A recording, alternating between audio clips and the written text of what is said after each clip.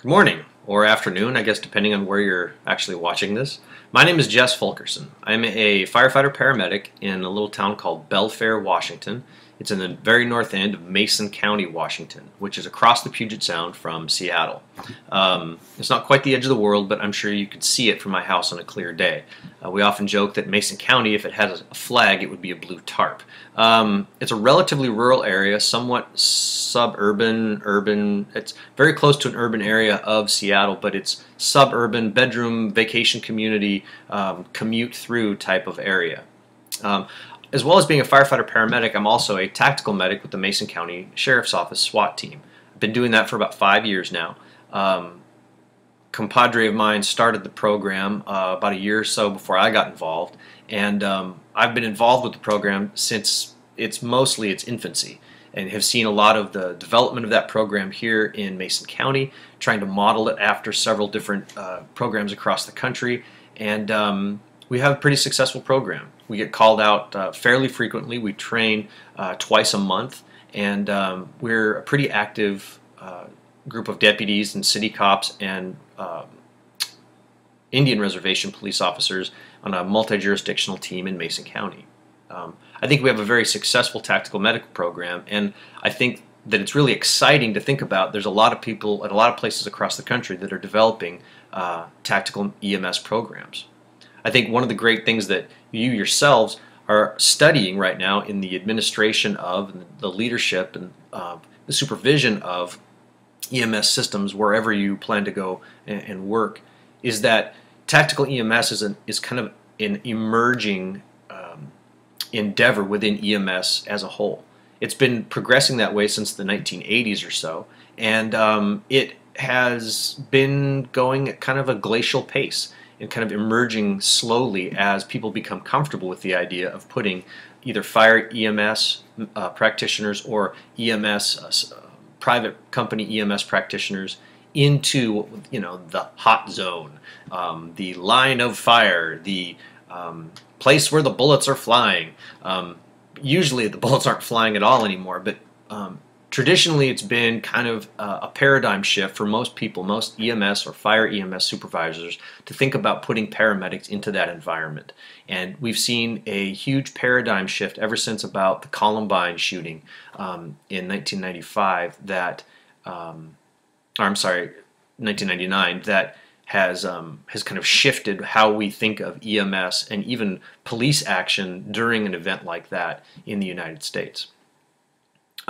Tactical medicine basically has evolved, like most of our EMS in the United States, from the battlefield. The Vietnam War kind of sparked a lot of life into what we think of as traditional EMS, civilian EMS in the United States, and unfortunately, the battlefields in Iraq and Afghanistan over the last 12, 13 years have sparked a return to an understanding of treating critically injured patients, either from injured from shootings or explosions and bombings, which happens sometimes in the civilian United States, and taking the technologies and the techniques that battlefield medicine has developed to treat people like that and putting them into a patrol car or into a SWAT van, or putting it into a backpack, or putting it into my web gear, which I wear on every SWAT call out.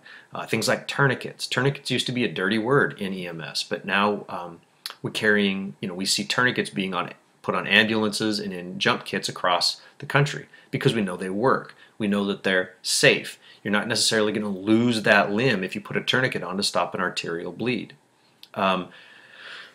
New technologies of chest seals and abdominal injury care and all sorts of different techniques that we see are being translated into traditional EMS in the United States.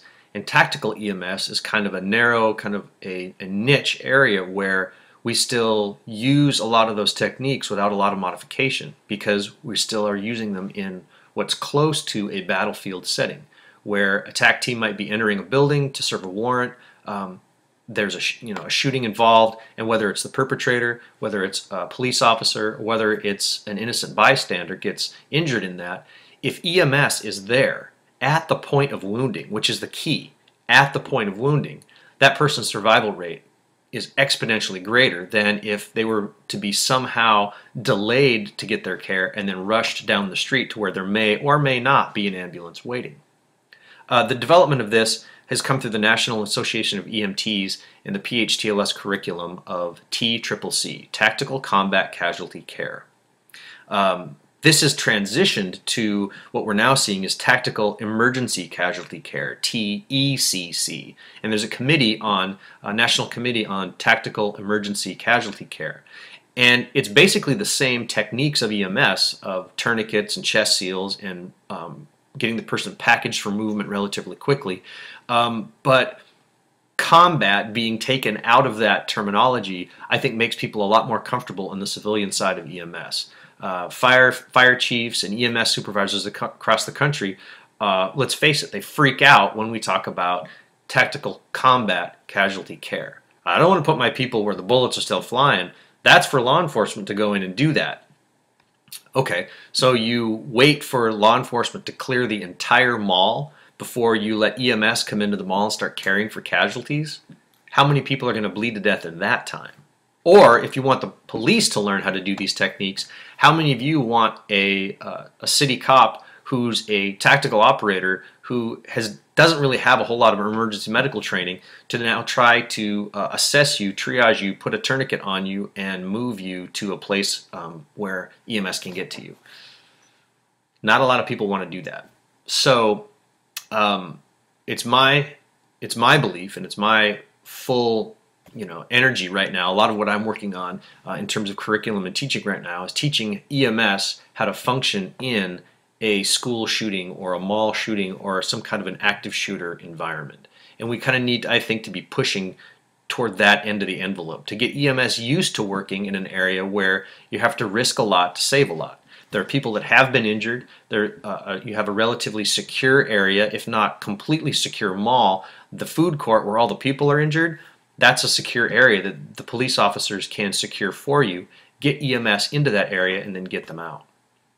So we see tactical emergency casualty care being something that is a curriculum that's being expanded upon throughout the country. And you see a lot more training programs putting that kind of curriculum and those kind of classes on. I think that's kind of where the future will take us in terms of civilian EMS and also in terms of tactical EMS.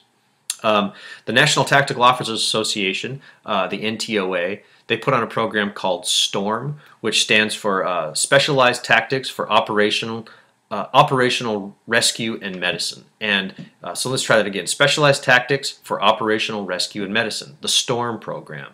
There's also lots of other programs such as ISTM in Southern California and lots of other entities that put on tactical EMS programs. And it's becoming more prevalent because we're seeing more things like school shootings and mall shootings and shootings in public places of mass shootings. And more EMS agencies, I think, are getting the hint that we need to get this kind of curriculum out there so it's not such a off-the-cuff, off-the-seat of your pants kind of evolution of EMS when it happens, but people are preparing for it ahead of time. Tactical EMS looks differently based on wherever you work in the United States. Some SWAT teams are a fully formed standalone team where the SWAT team is on duty all the time, such as Los Angeles, California.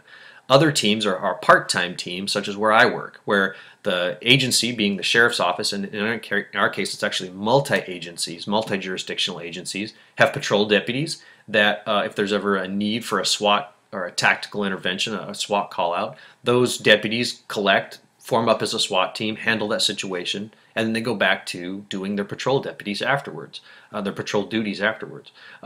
I myself am a volunteer with the sheriff's office as a reserve deputy, and so I've been trained in use of firearms, use of force, arrest procedures, criminal law, blah blah blah blah blah. But the real reason I'm on the SWAT team is not to become a volunteer member of the SWAT team, but to become a medic on the SWAT team, where the liability to that sheriff's office is decreased because they don't just have some firefighter carrying a gun inside this house where there's a shooting going on. So I think that this is pretty much a key element of any tactical medical program, that the tactical medics need to be prepared for and familiar with the use of firearms.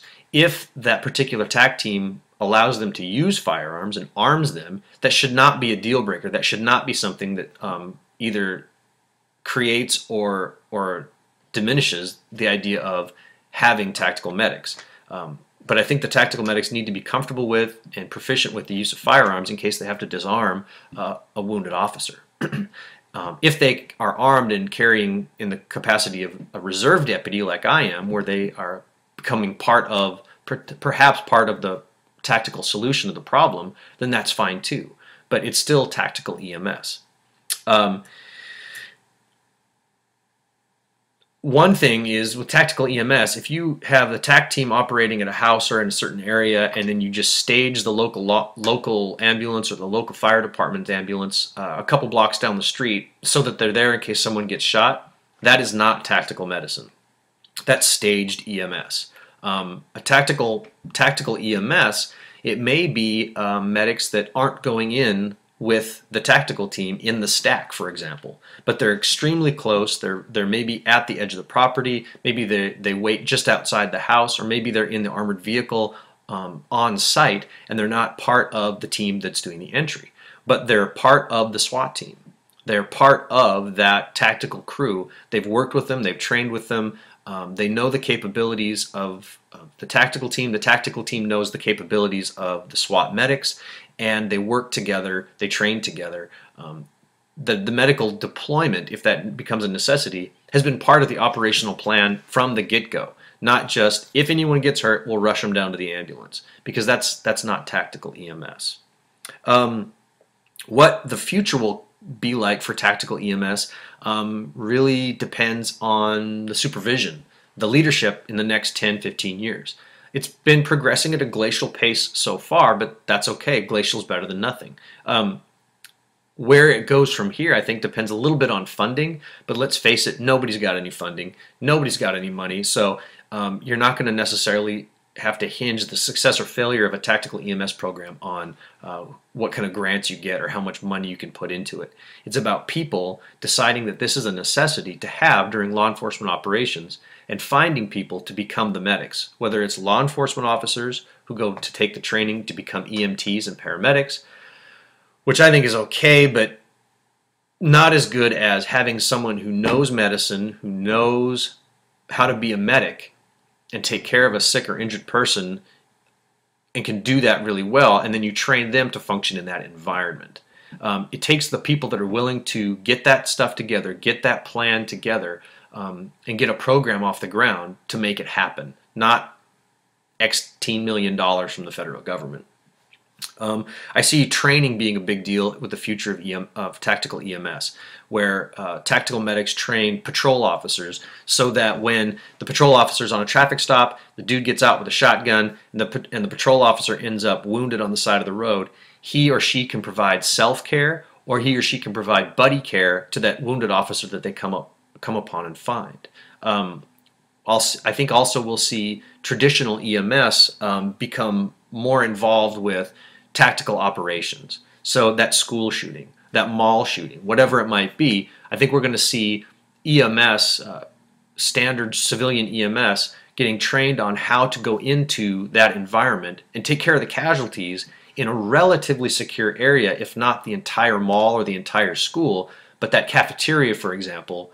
And then EMS will be able to function in that environment amongst the police action at the time and get those people out into to the hospitals to get care and transport that they need immediately. I just see that the future is going to come from expanded call for this kind of thing through more active shooter, mass shooting kinds of events. And I see that EMS is going to have to step up and be realistic about providing EMS to people who need us in those environments, and not stage for law enforcement until the entire scene is secure and all the people have either bled to death or they were going to survive anyways. So that's where I see tactical EMS going, and that's where I see tactical EMS evolving to. I really encourage you to talk to your local law enforcement agencies and find out if they have tactical EMS capabilities at their agencies. Talk to your local areas. Go find out what's going on in terms of these kinds of curriculums, these kinds of steps, these kinds of operations. Some places don't have it to speak of, and that would be something, hopefully, that as a future leader in EMS, you can create, or you can try to get the ball rolling on. Again, I think it's going to be one of those things that continues to evolve glacially, at a glacial pace. But on the other hand, all of the growth and development of this so far has been a marathon and not a sprint. So the thing I would ask all of you as future leaders in EMS is to continue the marathon.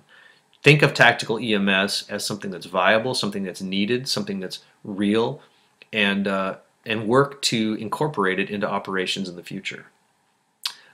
It's about 15 and a half, 16 minutes now, so I'm going to cut it off here. I thank you for your time. I thank you for listening, and I thank you very much for your work in EMS so far and in this degree process. Look forward to seeing you guys out there on the field sometime. So have a good day. Thank you very much. Bye-bye.